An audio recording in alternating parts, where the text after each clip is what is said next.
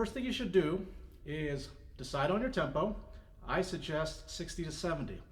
Also, do the same tempo for both short excerpts because it'll make your life easier if you decide on one tempo and make it the same for both of the excerpts. And a lot of recordings do it that way as well.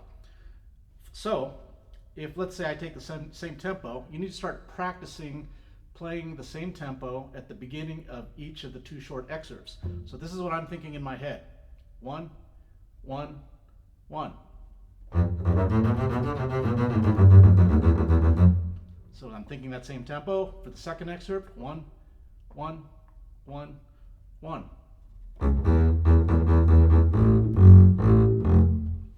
It'll make your life a heck of a lot easier.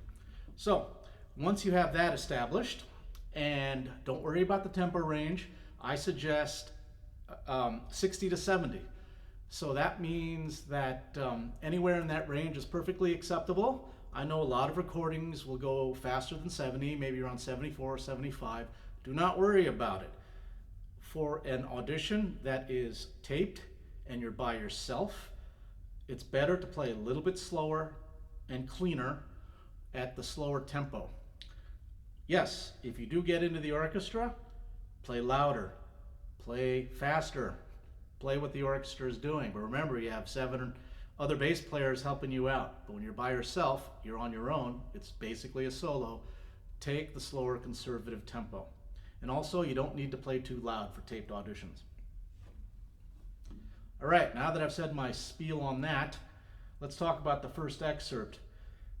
I suggest practicing actually starting at letter V. Why? To help get the tempo established for the first excerpt and the second excerpt. So you're thinking about that low E at letter V, and that low E is actually the intonational ground for this entire first excerpt. So let's start at letter V. Short E's.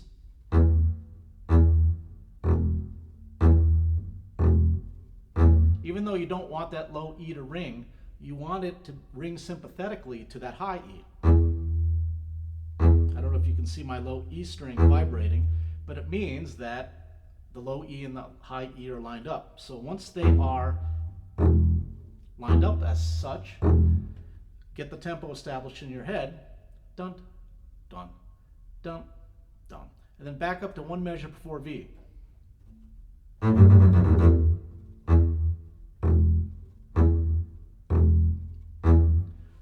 That way you practice getting a really nice, good, articulate low E that's in tune with the high E, or the high E is in tune with the low E.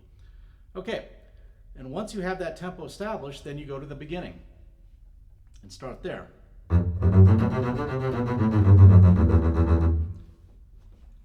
Last thing I'm going to talk about is the stroke on this first excerpt. The stroke, not too long, not too short. I know that sounds like kind of a non-answer, but it's a good answer. Don't do it too short and too off the string. Don't do it legato.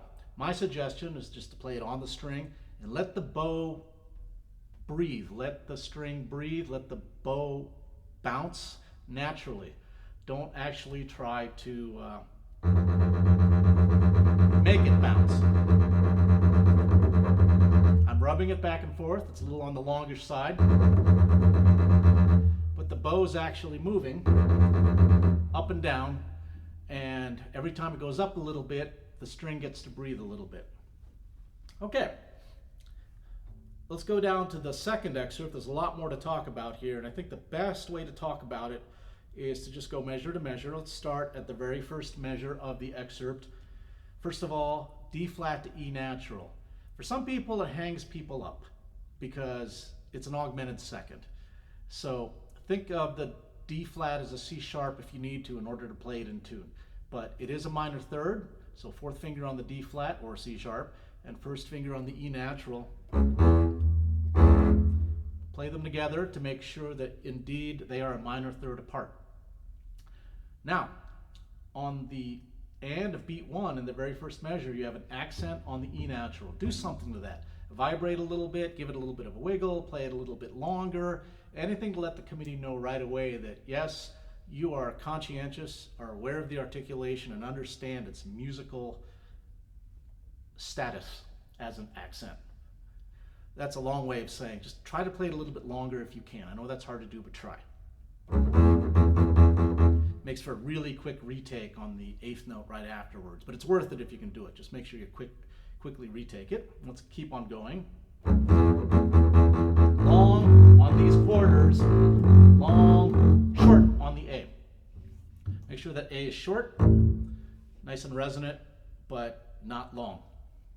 Okay, count these next 3 measures, please. Don't just skip them. So you play the short A, 1, 2, 3.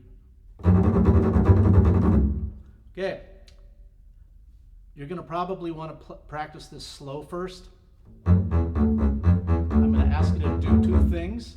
Make sure that your spacing is correct, that your C sharp is high enough. The problem is when you put down your 2nd finger on the F natural, it tends to drag the 4th finger close to it. So you got to make sure you're maintaining your spacing and the C sharp is high enough. Make sure that the E natural is low enough so it doesn't get dragged into the F. So this F is a nice, strong, foundational, technical F, but the E natural can't be dragged to it, neither can the C sharp. So maintain your spacing. That's why you do the hand positions. And listen really close so that it sounds right. And when you practice it, use short bows when you practice it slow. French bow players, notice that I'm using my fingers only. German bow, I'm using my fingers only. And that's how you practice with short bows.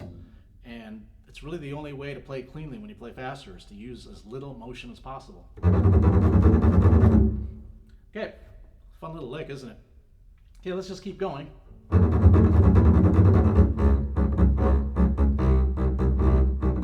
Loud.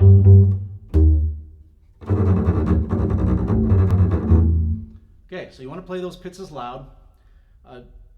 For some reason, pizzas aren't as loud, at least on my bass, as arco notes. So you want to play them, compensate, and play them a little bit louder, as much as you can, louder than your arco. I want to skip down to letter Z. That's really hard to do. I struggle with it. And that low E is, it's hard to get it to pop out. And then the A afterwards. So I want you to practice it in isolation to get it nice and clean and resonant in tempo. And then back up to the end of 1 in the 1 measure before letter Z to put it into context. I'll do that again.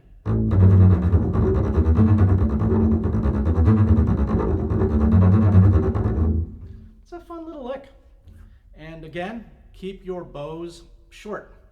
If you're French, short from the fingers. If you're German bow, short from the fingers. Okay. That is really all I have to say about this. Have a good time with it. I really enjoyed playing it because it's just a fun little bass part. And so when you go in, you will probably play this last on your audition. You want to have fun because it's a fun piece, and you want to convey to the committee finally that through that screen, well, you're not doing it live, but through the recording, you are letting them know that you enjoy playing this piece. And so the only way to really give it that character is to truly enjoy playing it. So you practice it a lot. Once you practice it a lot, you'll find that it's very fun. I hope you get in, because I think they might be playing this piece this fall, I hope, and you will enjoy it quite a bit. And if you do get into a professional orchestra someday, you will be playing this more times than you'll be able to count in your career, because it's an audience favorite as well. All right, good luck, and I will see you next time. Thank you for watching.